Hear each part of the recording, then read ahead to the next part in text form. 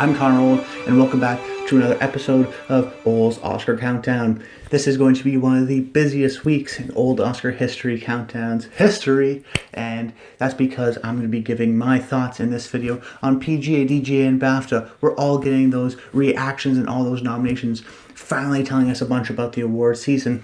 Then on Friday, I'm going to be giving my predictions on what I think will get nominated in all 23 categories. So please subscribe to the channel. Stay tuned this week for all my updates and all my reactions. And it's an intense period. The Oscar nominations are coming up quick. So this video is going to help you understand and analyze these results in an orderly fashion and what they mean ultimately for the Oscar race.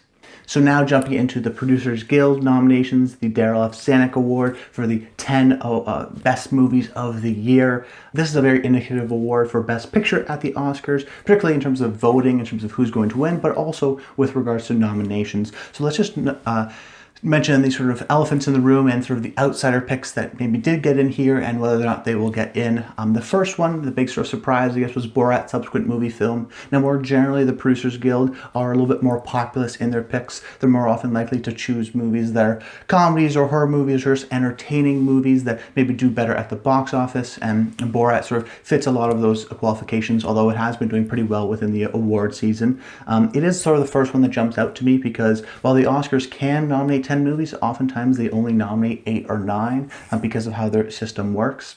So Borat's the first movie that jumps out to me that says, okay, it's probably not going to get a nomination and sort of fits that sort of populist mold and makes sense for the PGAs, but hasn't really been getting in terms of picture anywhere else and doesn't have, say, technical support and whatnot. But what it does tell me is a couple things. The first one is Maria Bakalova is a definite contender in terms of getting nominated for supporting actress, but also winning it. I mean, this category is so up in the air as of right now. Maria could win it, but I think more definitely she's going to get nominated for it. She got SAG, she got BAFTA, and then this just shows more generally that the movie is well liked. So I'm confident that Maria Bakalova will get in for Best Supporting Actress, at least for a nomination. It also tells me that I think this is a real contender in Best Adapted Screenplay. That fifth slot I think is still up in the air. Is it News of the World? Is it the Mauritanian? Is it Borat Subsequent Movie Film? Now don't forget, the first Borat actually got nominated for an Oscar for Best Original Screenplay, so it wouldn't be unlikely for this movie to get nominated for Best Adapted Screenplay.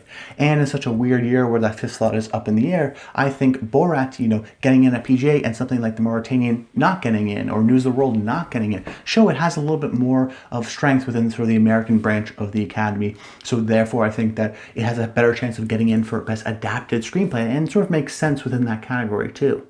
So does that mean I think it's going to get nominated for Best Picture? No, I don't. It does feel like the one that's going to be left out, and like I said, doesn't have that technical support, but also doesn't have, and feels sort of more of the populist pick, the PGA kind of a pick in the same way. BAFTA has their own sort of British bias. So I think Borat will ultimately be left out, but still could rack up maybe 2 or 3 nominations come Oscar night, which would be pretty impressive for a Borat movie. The other interesting point from the nominations is Sound of Metal getting in here. I think that's a huge boost to Sound of Metal's chances. And right now it's in the periphery for a lot of outsider chances. But I think from what we've seen from Amazon campaigning it very heavily, it being a very well-liked movie that we know, it's sort of in the outside right now. But with this nomination and with the BAFTA result, which we're going to be talking about later in the video, it shows a lot of strength for this movie. Because if you look at it and you go, okay, it's on the outside for screenplay. So let's say you get it in for screenplay. It's on the outside maybe for editing. So it's like that 5th, 6th slot, right? So we're not exactly sure. Okay, so it gets in for editing and screenplay. It's going to get in for Best Sound. We know it's going to get in for Riz Ahmed for Sound of Metal. And what if Paul Raci also gets in for Best Supporting Actor? These are all very real chances, and many times I have it getting in. So that's 5 nominations. Well, do you think Sound of Metal is really going to get 5 nominations without a Best Picture winner? The most heavily nominated movie was, without getting a Best Picture nominee, was Carol back in 2015, which had 6 nominees without a Best Picture nomination. So you have to factor that in, that if you really think it's going to get all these other things, well, therefore, you better put it in your Best Picture category too. So with this success here and with this recent success at BAFTA, I think Sound of Metal, which was sort of in the 9-10 slot, I actually think it sort of bolts up a bit to maybe like an 8 or a 9 slot. And I do think it gets in as right now for Best Picture because of the strength of what we've been seeing. And then the sort of third interesting takeaway was Judas and the Black Messiah getting in. Now, this is a similar situation to Sound of Metal, but to a lesser degree. I mean, it could get in for screenplay. It could get in for cinematography, maybe a costume or production design. But Right now it seems to be like Dan Kaluuya is the lock, and then the others, maybe cinematography is going to get it in, and Best Original Song, but that's not enough for me to sort of put it over the edge into Best Picture. I'm not sure if it has a whole lot of momentum. You would also sort of write this off as being a PGA kind of a populist pick, that the PGA never goes 10 for 10 or 9 for 9, that some years they nominate Wonder Woman and The Big Sick, and they'll nominate movies, and Deadpool, they'll nominate movies that are more generally broadly liked. And Judas and the Black Messiah, although we didn't have a box office this year, was by Warner Brothers, is by a big studio, is entertaining, kind of a crime movie. Yes, it's political, but mostly I think for a lot of voters it's that entertaining crime movie by a big studio from Warner Brothers. So I think that is the sort of identifier that I go, okay, well, Judas got nominated here because it's from Warner Brothers, because it's from a big studio, and I still don't think it's going to get nominated for Best Picture because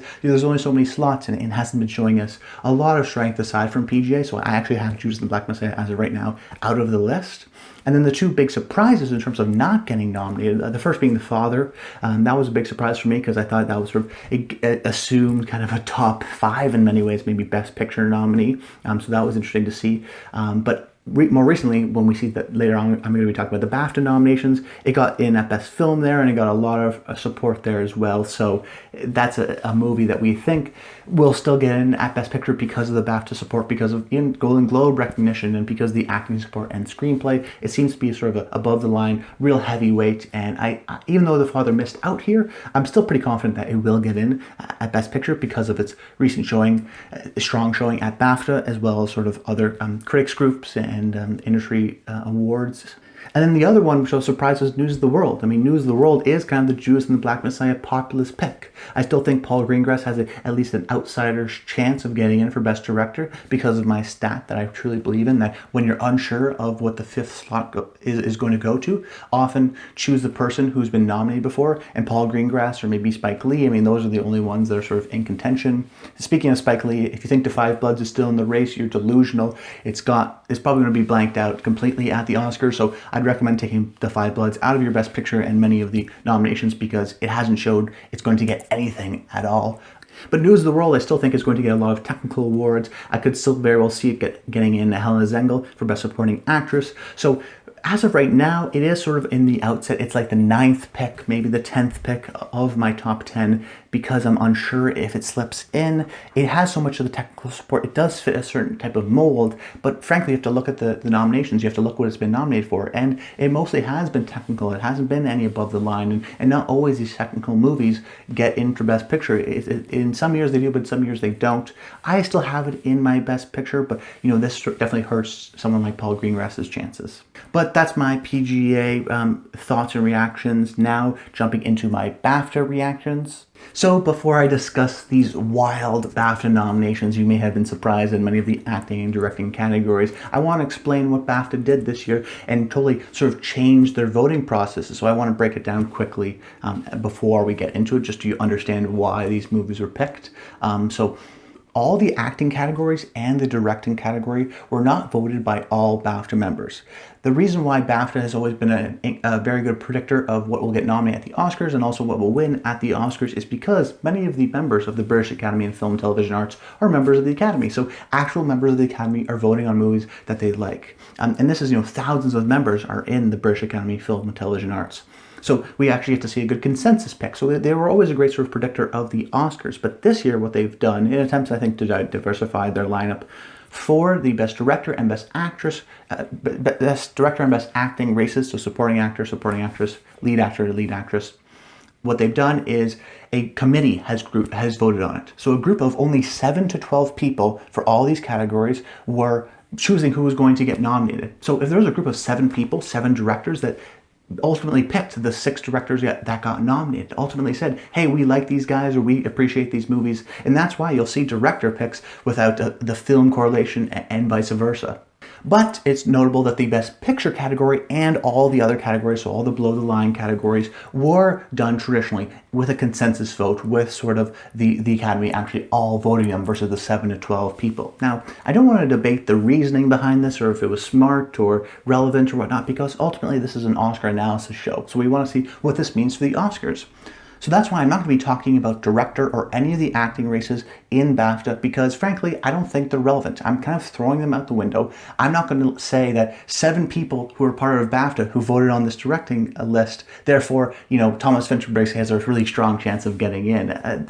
So because of this select group of people that picked ultimately these nominees, I just don't think they're necessarily relevant in terms of predicting the Oscars, which is what the show is going to do. So I'm not going to be analyzing the categories because I don't think it's worth it. I don't think they're relevant, and I don't think they're going to have any impact, frankly, on the Oscars, especially because voting ends today. So it's not like they're going to rush out and see a movie maybe like Baby Teeth or Rocks more than they would have before. So with that out of the way, I'm just going to go through the categories and give some brief thoughts on on all the different categories.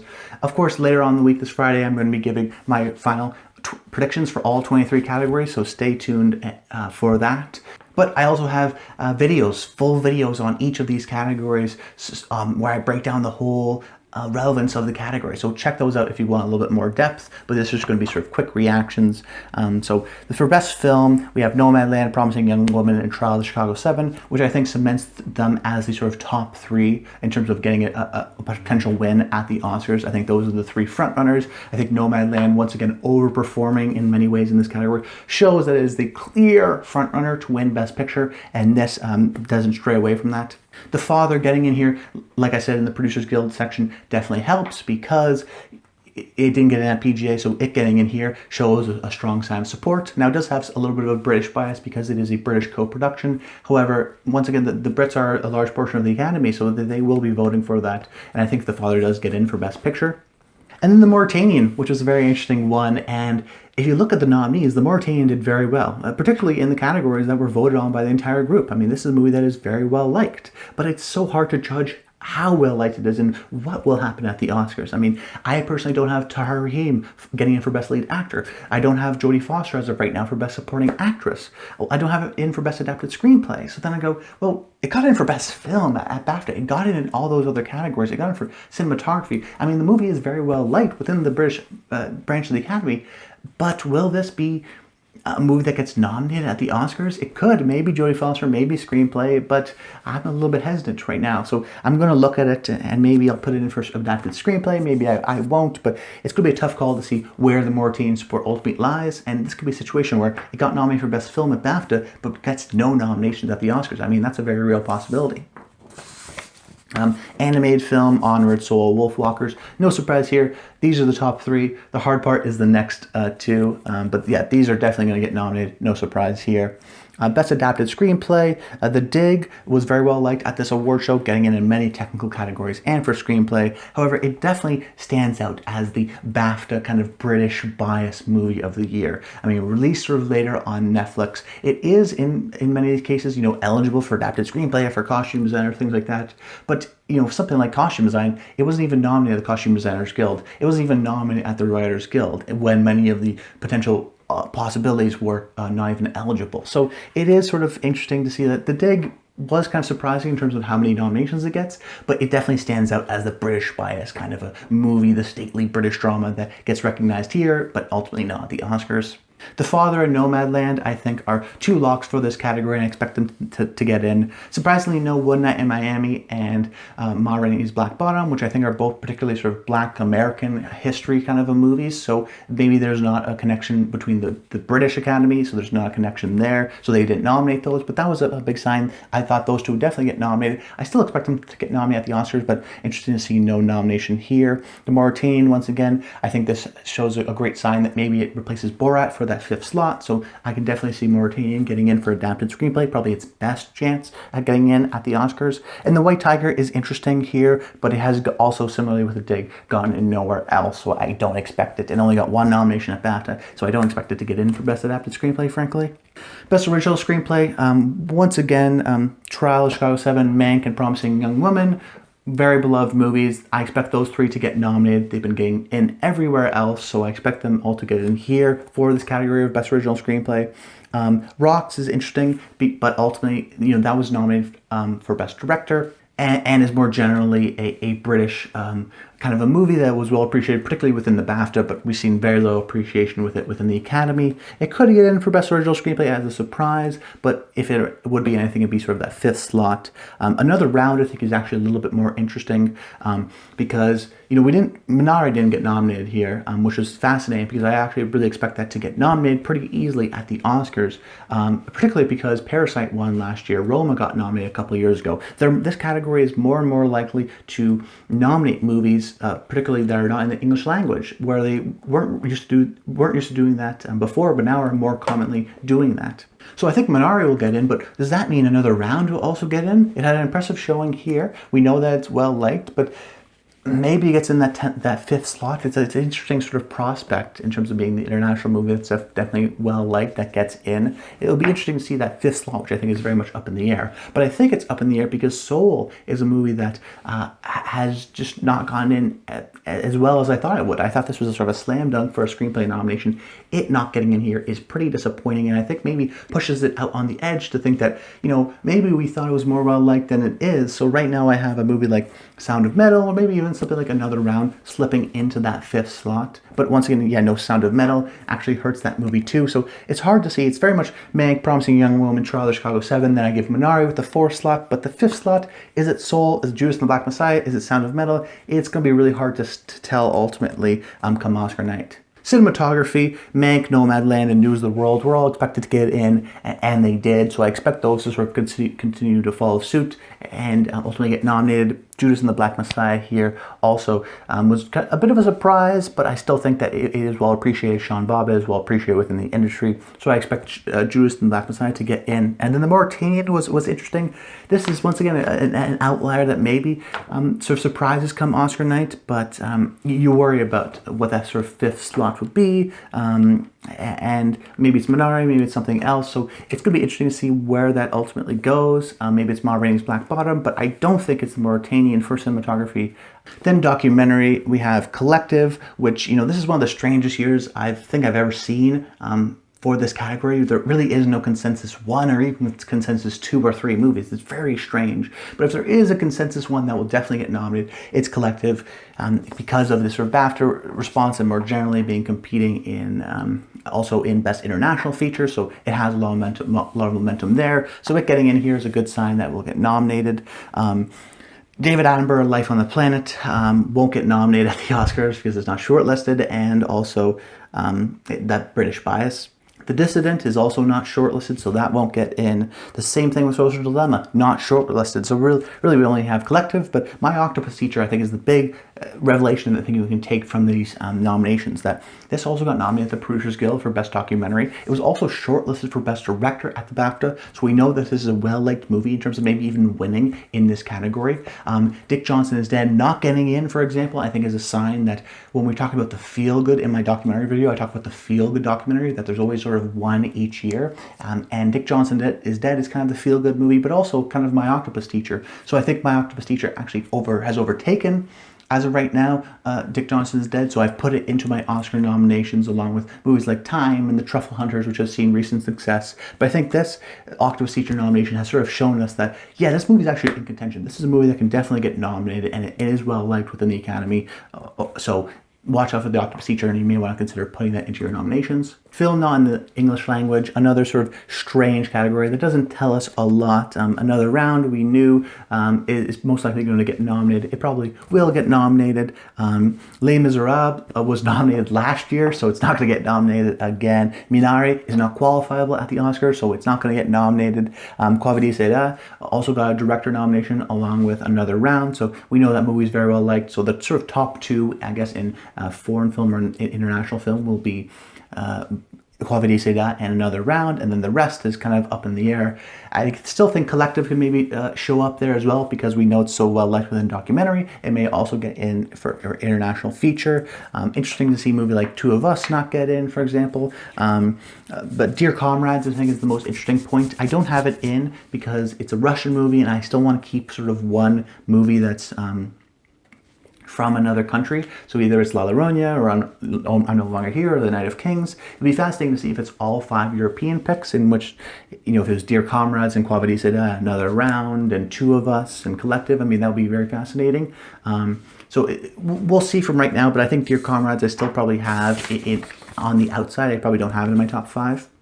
Best costume design, Emma, Mauritanian, and Mank have gone everywhere at the Costume Designers Guild and now here. Those are the top 3 in terms of getting nominations. Lock those in. Then we have The Dig, once again, which I think if it were to get into any category, it would be Best Costume Design, but it didn't get any nominations at the Best Costume Designers Guild. So I think you can also kind of write this off as a BAFTA British bias, and I don't think I would put it in my top 5 for the Oscars. And then Ammonite is a really interesting one. That 5th slot we're not exactly sure about.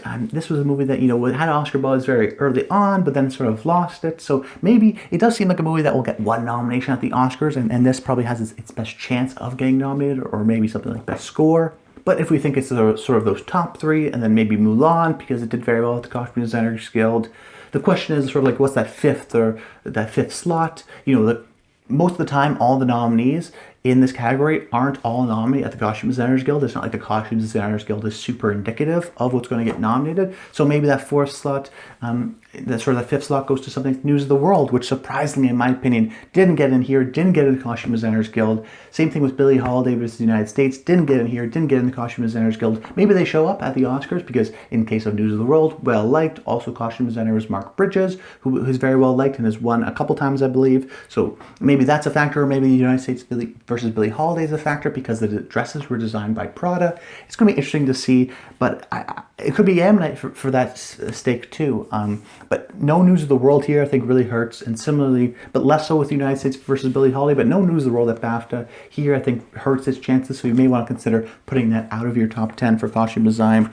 Makeup and hair, The Dig, like I said, not shortlisted at the Oscars, so it definitely won't get in here. And then I think the next 4 are locks, so Hillbilly Elegy, Ma Rainey's Black Bottom, Mank, Pinocchio, they've been getting in everywhere. I expect them also to get in at the Oscars. Mank because of the Best Picture contender, Ma Rainey, Hillbilly because of their prosthetics, same Pinocchio, sort of the interesting makeup, and there's always sort of a one weird foreign movie that gets in, and that's the sort of Pinocchio slot this year, definitely. And then the sort of final slots up in the air. I think the fact that Emma did not get in here at a British award show is indicative and telling that it probably won't get in at the Oscars, and instead may go to something like Birds of Prey or Jingle Jangle.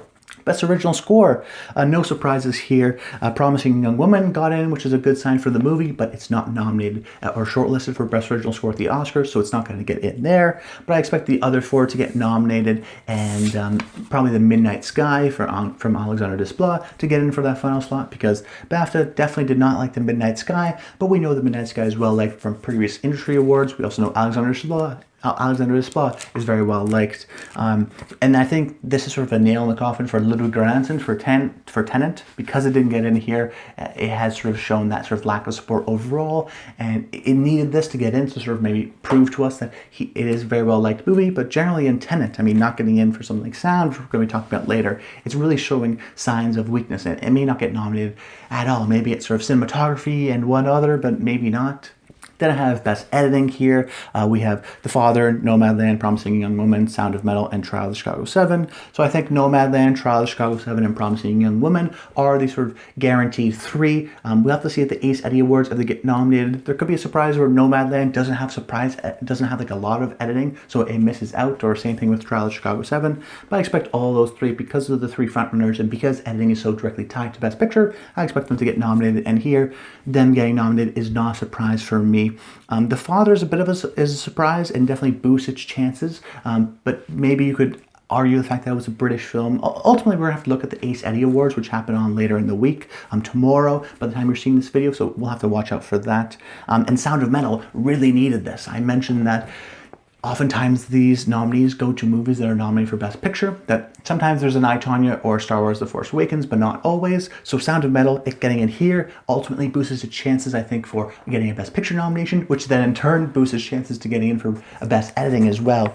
So Sound of Metal definitely really needed this. No Mank is surprising, but Mank is not always a guarantee in all these categories. And there's nothing necessarily special about Mank and its editing chances, that it's sort of rolling off the fact that it's an Oscar contender and that it was done by sort of a well-respected Kirk Baxter editor, but he could definitely slip out. I mean, his favorite edited movie of the year was Sound of Metal, so that'll be interesting to see if this is ultimately the final lineup, but I think I probably have this final lineup and then maybe something substitute like The Father out for something like maybe News of the World, but it not getting in here is also another sort of sign that hurts. So it will be interesting. I will look at the Ace Eddie Awards before I make my final decision, as should you. Then Best Production Design, we have The Dig, which, like I said, I don't expect to get in. Once again, what we could learn from The Dig is that maybe it does get in for costume design or production design and surprise because of how well liked it was at the BAFTA. I wouldn't be opposed to that, but because it has sort of no entry support and it's only got in at the British award show and is very much a British stately drama, I have some reservations. The Father is interesting because it showed up nowhere else. Didn't get into the Art Directors Guild, and I had sort of written it off because of its lack of industry support. So in my opinion, I think it got in here because of the British bias, frankly. I don't think I'm going to have it for my Best Production Design category because of its lack in other categories. I mean, an obvious lack in many other art directors and whatnot. So I think I still leave The Father out. Mank still continues to be the front runner. Rebecca is fascinating, but this is also sort of a British movie and stately kind of gothic drama. It could surprise. There's always surprises in particularly production design category, so maybe it does get in, but I still think not. In News of the World, I expect to get in. A big surprise for something like Tenet or No Midnight Sky, but those are definitely more American movies, and both those movies did poorly at this award show, so I think they're going to resonate more with American voters ultimately. Best Sound. So Greyhound, which got in at both of the Sound Editors Guilds, Sound Editors and Sound Mixers Guilds, which is interesting. News of the World, similar situation. I expect that to get nominated. Sound of Metal is another one that sort of is a lock because of its interesting sound design and how well liked that movie is. And then Nomadland's kind of really fascinating. I don't think it's going to get in for Best Sound, but it could be a situation like Roma, where it's just so well liked that it gets in so many categories, including something like sound. But it is surprising as of right now. The big one, I think, though, is Soul. Getting in for here for sound, I think, definitely helps that movie. You know, we were sort of unsure. It's more of a sound mixing movie. It's more of a creative sound. Will it really get in? But this sort of nomination here, I think, really solidifies that. No Ma Rainey, but Ma Rainey in general wasn't as well liked, so I still expect Ma Rainey to get in here. But the big one, obvious omission, is Tenet. Now, I've been saying it for a long time. I never had Tenet in my predictions because, guess what? The sound in Tenet is unintelligible. It's not good. It doesn't work. In the same way Black Panther missed out for Best Visual Effects because it had poor visual effects, I think Tenet will miss out for Best Sound because it doesn't have good sound. So if you have Tenet in your top 5, I would highly recommend getting it out because it has no support whatsoever in any of the industry guilds or at BAFTA, so why put it in? And then finally, with my final category here, Best Visual Effects, Midnight Sky and Tenet are two obvious ones that I've been getting in everywhere, so I expect that to get in. I predicted the one and only Ivan, so I'm glad to see he got some support here. It didn't get a lot of support at the Visual Effects Society, but getting in here I think really helps his chances. Mulan is the smart pick because it has been getting in so many categories, but I'm still sort of worried about Mank because there's always usually a Best Picture nominee within these categories. Now, Mank doesn't necessarily always make sense. Mulan in that way sort of makes more sense. So the top 5 aren't sort of solidified, and you can go Mulan or Mank or the one and only Ivan. It'll be interesting to see how that turns out. But ultimately, we'll see. It's notable that Welcome to Chechnya wasn't well liked by this group, so that's why I wasn't nominated, and I still expect that to get nominated still at the Oscars, though. Then finally, the Directors Guild of America nominations have come out for Best Director. No real surprises here. It's sort of been the sort of consensus top 5 for a while, that being David Fincher for Mank, Aaron Sorkin for Trial of the Chicago 7, Lee Isaac Chung for Minari, Chloe Zhao for Nomadland, and Emerald Fennell for Promising Young Woman.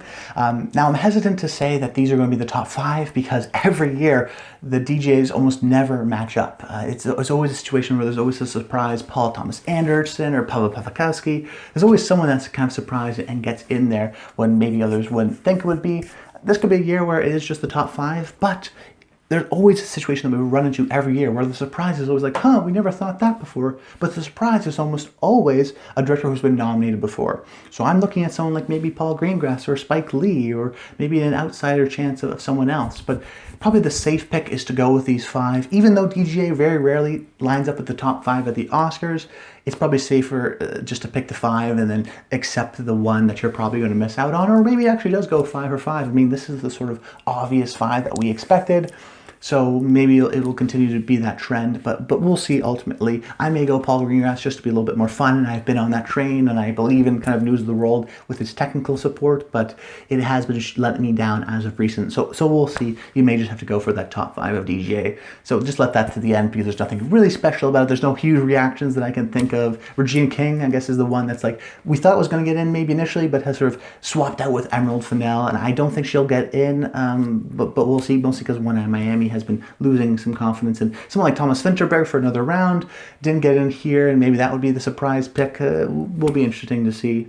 But that's about it, guys. I hope you enjoyed the video. Make sure you comment below. Let me know your thoughts on DGA, PGA, and BAFTA, and stay tuned. Later in this week, on Friday, I'm going to be giving a full video on my final predictions on all categories for the nominations in all 23 categories. So please stay tuned for that. Like the video if you enjoyed it. Comment below. Please let me know your thoughts. I'd always love to hear that kind of stuff. And until next time, stay tuned.